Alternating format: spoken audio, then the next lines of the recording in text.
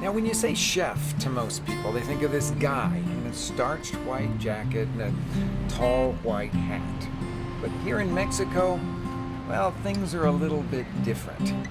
There are women chefs everywhere. They're running traditional restaurants. They're opening up cutting-edge new ones, and no one seems to be making a big deal about the fact that they're women. They're just great, creative cooks. So why is that? Well, my guess is that in Mexico, women have always had this very special connection to food and cooking that no one has ever questioned. And it's a connection that's been simmering for centuries.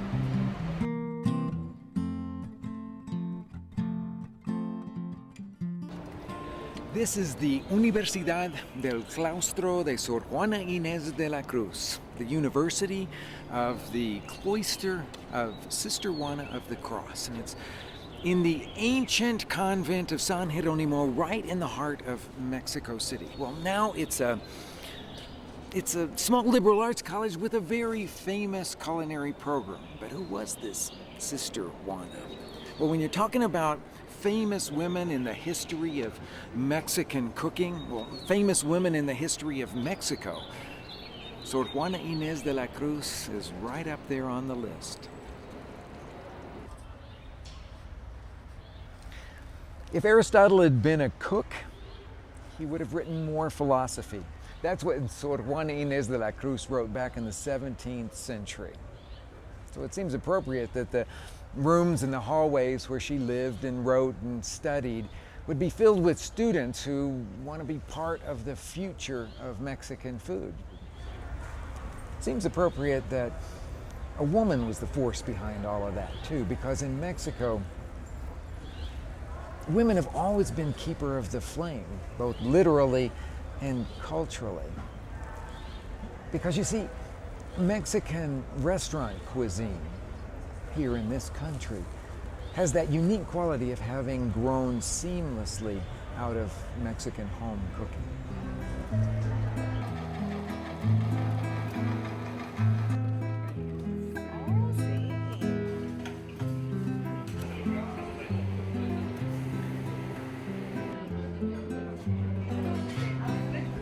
Now, here at El Bajio's restaurant kitchen, you'll find Carmen Ramirez Degollado, one of the great chefs of Mexico.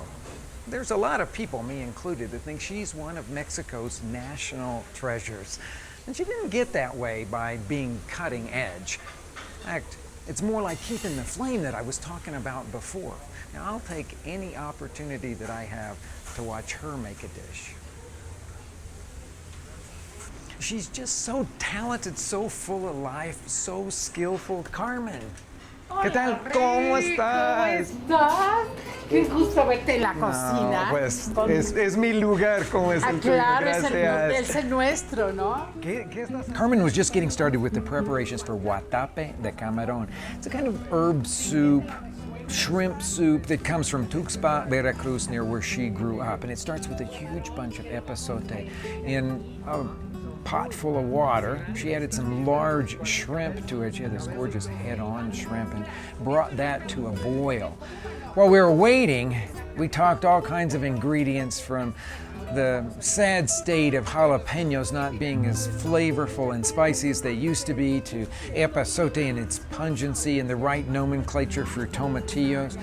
But when that mixture did come to a boil, she scooped out the epazote into a blender jar with some of the broth, and then added some raw chopped jalapeno to it, blended it, strained it back into the pot, and brought it back to a boil. Separately, she blended some masa, that's the corn dough that's used for making corn tortillas, with some water, strained that into the pot, and then stirred and stirred until it thickened and come back to the boil. Had the absolute silken texture at that point. Seasoned it with salt, and then we were ready to serve basically a completely pre-Hispanic soup. This is all ingredients from pre-Hispanic times plus preparations from that era. But she said it was traditional in her area, even though she doesn't really like it all that much, to add something that the Spaniards had brought into this cuisine, and that's a spoonful of either fresh rendered pork lard or very flavorful oil. Her mother liked olive oil, but Carmen doesn't like any of that. She thinks it makes the soup too rich.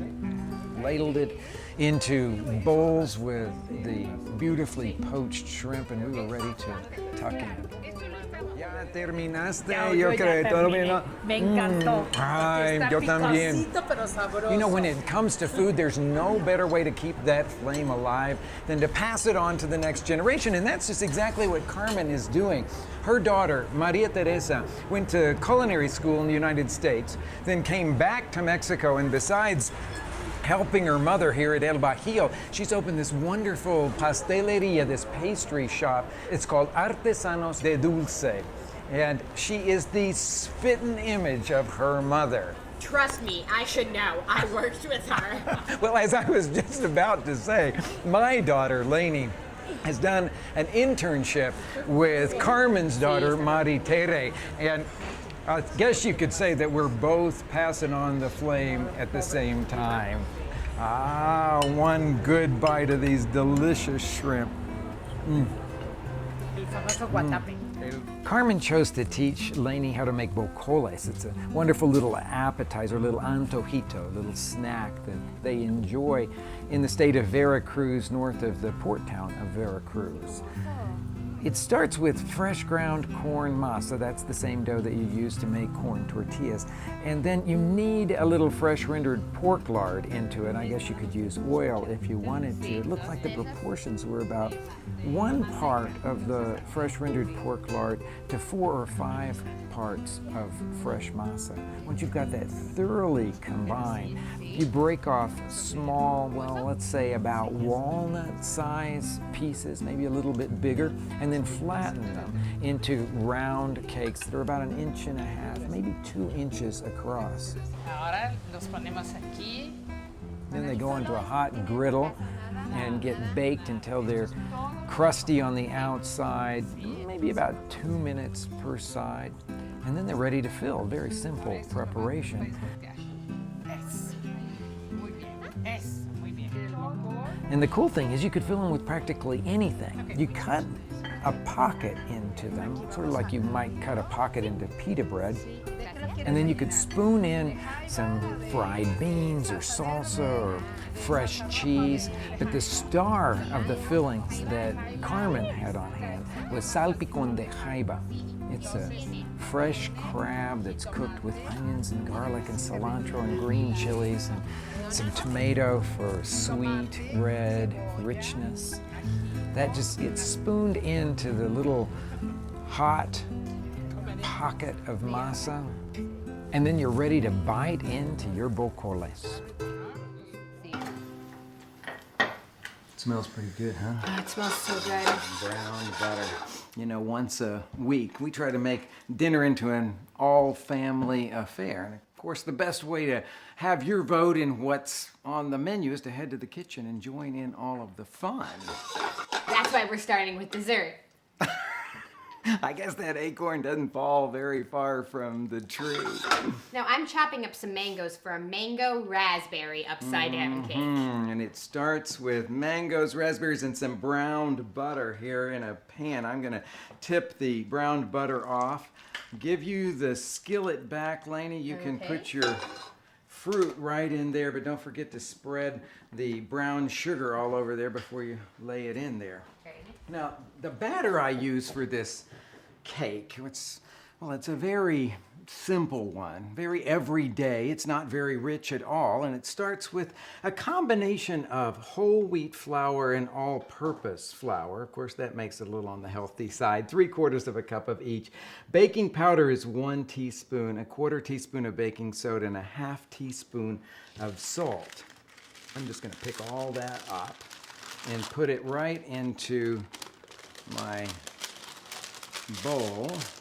And then I can stir that all together, whisk it together. I think it'd probably be more appropriate here, so that the baking powder and the soda are nicely blended in. We'll make another mixture over here with the browned butter, 3/4 cup of sugar, 3/4 cup of buttermilk. This will add a nice tanginess to it.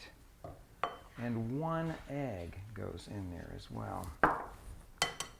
Now that's got to get whisked until it's completely combined, and it doesn't take long. You'll see it'll all go together. You can see that this also looks a little bit like a muffin batter.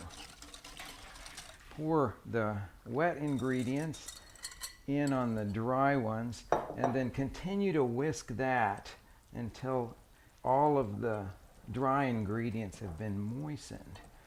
That's really all there is to this. Pretty straightforward preparation.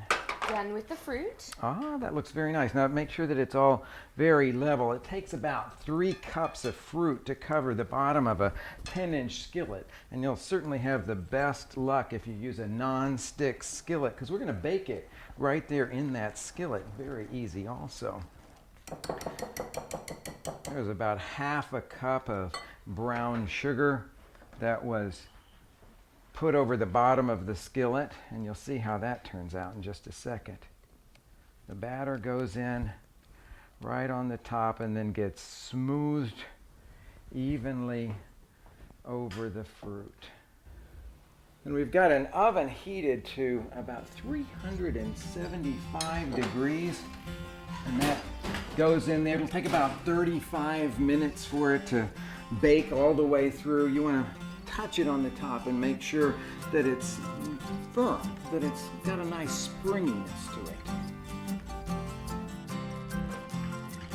You've got to let it cool down for about 10 minutes after it comes out of the oven before you can unmold it. It's delicious served warm.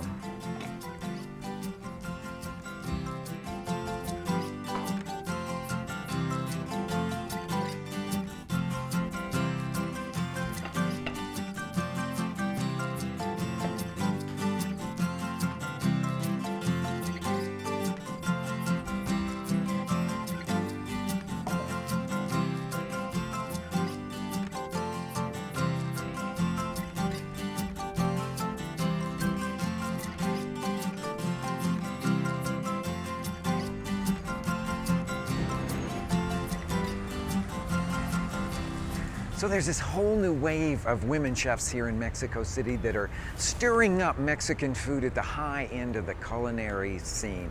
People like Patricia Quintana over at Epazote, or Marta Ortiz at Águila y Sol. They're inventing a whole new Mexican restaurant cuisine that takes the flavors of home in some pretty cool new directions. And then there's Mónica Patiño at MEP.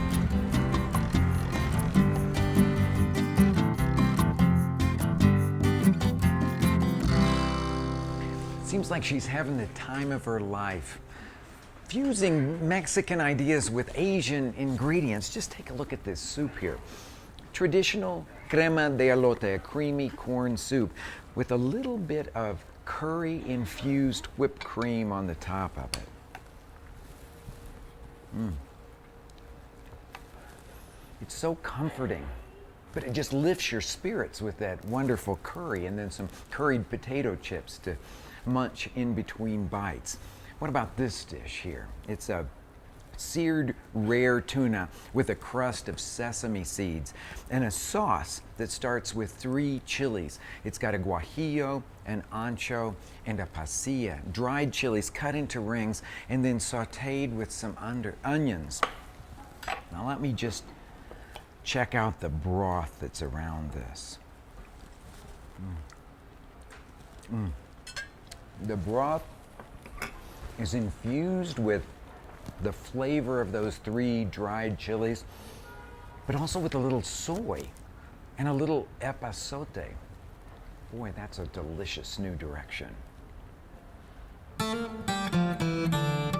Manzanilla, the restaurant that I've brought you to, is another place that you can see a woman's hand steering the direction of Mexico City restaurants in amazing directions.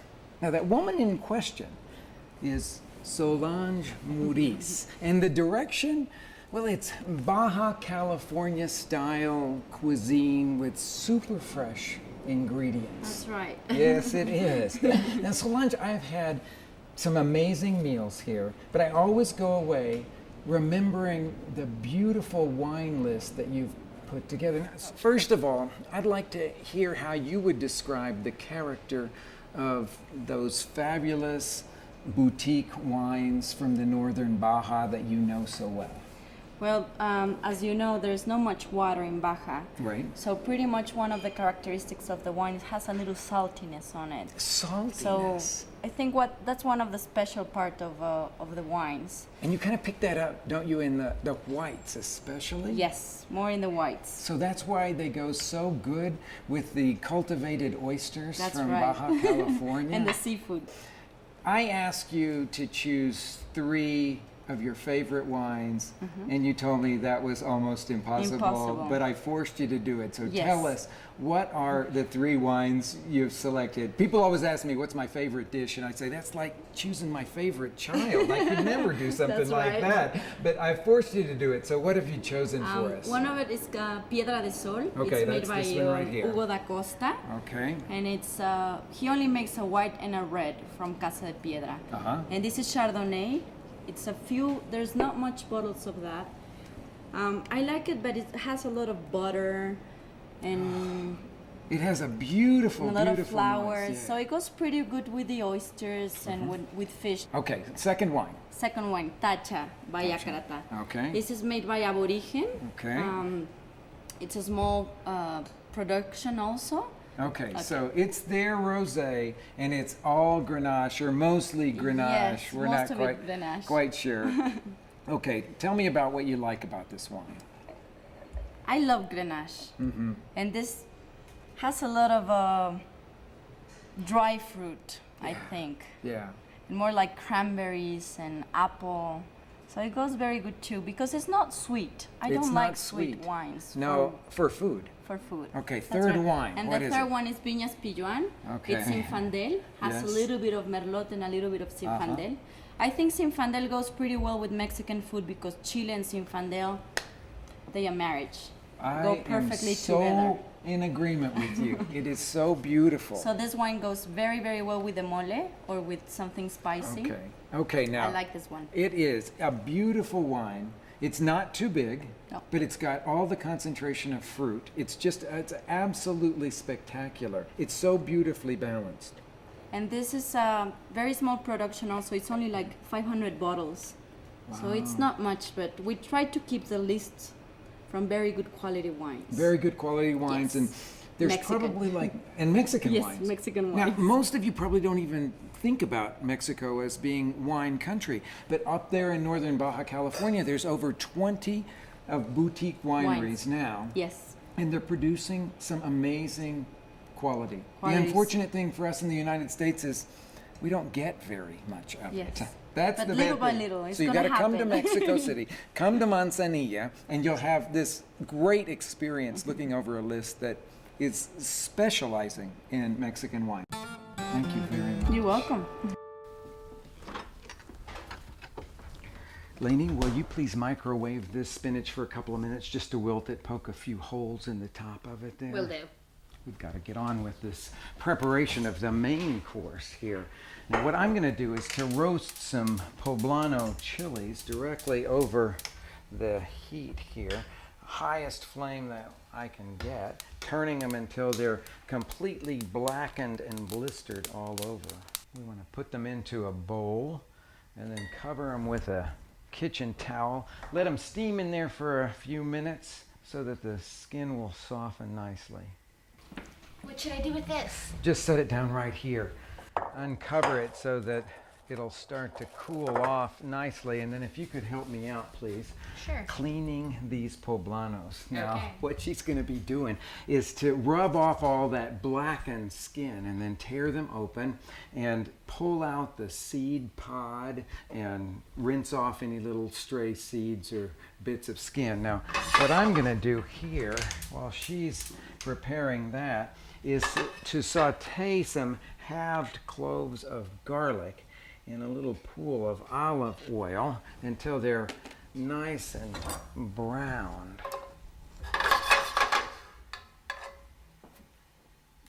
All done. Ah, perfect. Now, if you could just help me, please, by setting the table while I finish up this sauce for the salmon. Okay. Okay, so what I'm going to do is to combine in my blender jar about 1.5 cups of milk with some masa harina. Now, depending on how thick you want your sauce, you'll either put 1 tablespoon or 2. I know I can always thin it out a little bit more, so I'm going to go for the full 2 tablespoons of masa harina. And then I'm going to drop these poblanos in there. Beautiful salmon and nicely browned garlic here. Put those right into the blender jar. And then I'm going to season the salmon with some salt over the top here. And then lay it right into this skillet here.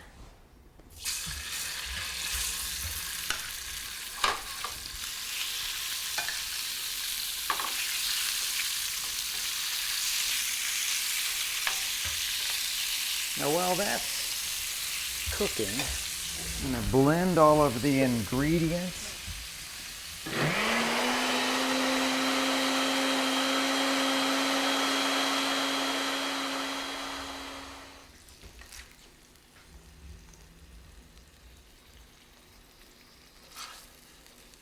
The salmon looks pretty mouth-watering. I'm going to keep it warm in this very low oven while I finish the sauce right here in this same pan. Pour in our poblano puree with roasted garlic and whisk it until it comes to a simmer. Since everything is cooked that goes into this sauce, everything except that masa harina, it only has to simmer for about 5 minutes. Now the next step here is to add that spinach to it, that wilted spinach. And I'd like to just kind of break it up as I'm dropping it into the sauce. A very easy way to make a delicious vegetable for the family. And then stir it in. And as it comes to a simmer again, it won't take maybe a minute, and that spinach will be heated through and we'll be ready to spoon it over that sauteed salmon. Nice job.